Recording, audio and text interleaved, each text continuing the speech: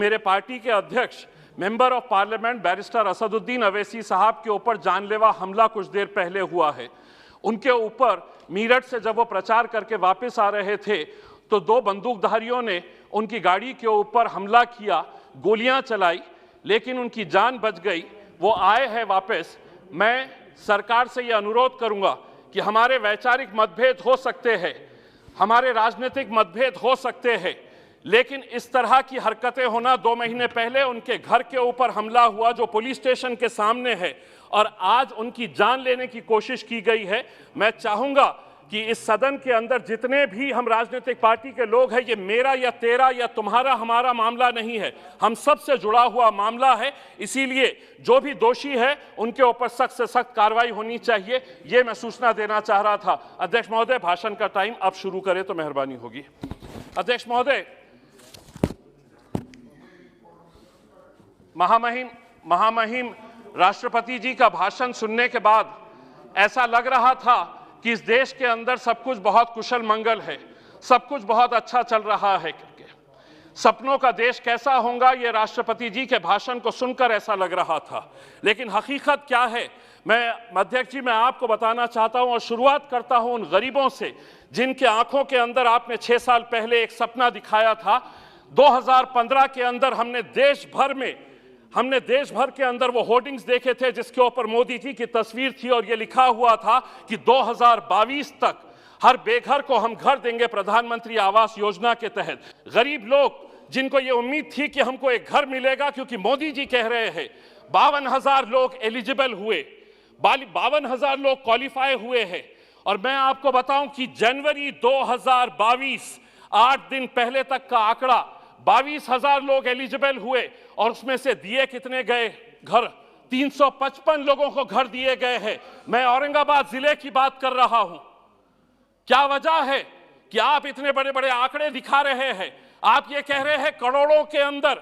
मैं पूरे दस्तावेज के साथ आपको बताया हूं कि 7 सालों से आपने उन गरीबों को सपना दिखाए कि मुझे घर मिलने वाला है। 52,000 लोग इस इंतजार में है कि मोदी जी अब घर देंगे और 355 लोगों को घर दिया गया है। अध्यक्ष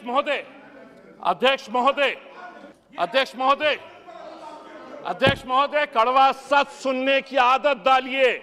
हकीकत का आईना दिखा रहा हूं और आंकड़ों के साथ दिखा रहा हूं मैं। बेरोजगारी के बारे में आपने कहा कि 60 लाख लोगों को आप रोजगार देंगे।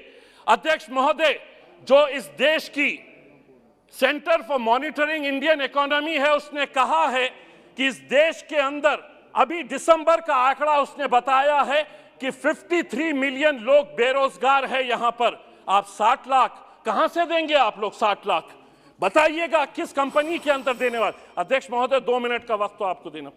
अध्यक्ष महोदय, आज मैं अगर भारतीय जनता पार्टी के बारे में कहा तो महाराष्ट्र की महाविकास आघाड़ी की भी पोल खोलने वाला हूं। हमारी संस्कृति को किस तरह से बर्बाद किया जा रहा है। छोटी छोटी किरानों की दुकान के ऊपर अब वाइन बेचा जाने वाला है।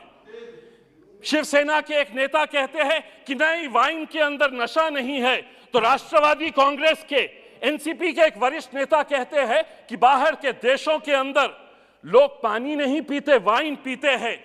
बाहर के देशों के अंदर और हमारे राज्य के अंदर फर्क यह है कि हमारे राज्य में छत्रपति शिवाजी महाराज ने जन्म लिया था।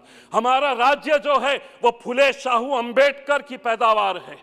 अध्यक्ष महोदय, आपने अध्यक्ष महोदय, राष्ट्रपति जी ने अपने भाषण के अंदर इस सदी के सबसे महान शख्स डॉक्टर भीमराव अंबेडकर जी को कोट किया है और उन्होंने बताया है कि हमारी सरकार का मोटो है कि जो बाबा साहब अंबेडकर ने बताया था कि हमारी सरकार किन मूल्यों के ऊपर चलती है, तो लिबर्टी, इक्वालिटी और फ्रैटर्निटी, इन मुद्दों के ऊपर दूर दूर तक आपका इन शब्दों से कोई लेना देना नहीं है। अगर ऐसा तो यकीन मानिए कर्नाटक की उन बच्चियों को आप बाहर नहीं निकालते जो अपने सर के ऊपर हिजाब लगाकर 10 सेकंड अपने सर के ऊपर अपना चेहरा हिजाब से। मैं ये पूछना चाहूंगा, हमारी ये जो राजस्थान की बहनें बैठती है वो भी उनके सर को ढकती है, इसका मतलब ये नहीं है कि वो कोई जुर्म कर रही है। मेरे हिसाब से हम सरकार से यही अनुरोध करेंगे, इस देश की फ्रेटर्निटी, इक्वालिटी, ब्रदरहुड और भाईचारे को जिंदा रखिए साहब। धन्यवाद। तो अगर आपको पसंद आया हो तो इसे लाइक करें, कमेंट करें, शेयर करें और हाँ, हमारे चैनल को सब्सक्राइब करना ना भूलें ताकि देश विदेश से जुड़ी खबरें आप मिस ना करें, क्योंकि कोरोना काल में 2 गज दूरी, मास्क है जरूरी। नमस्कार।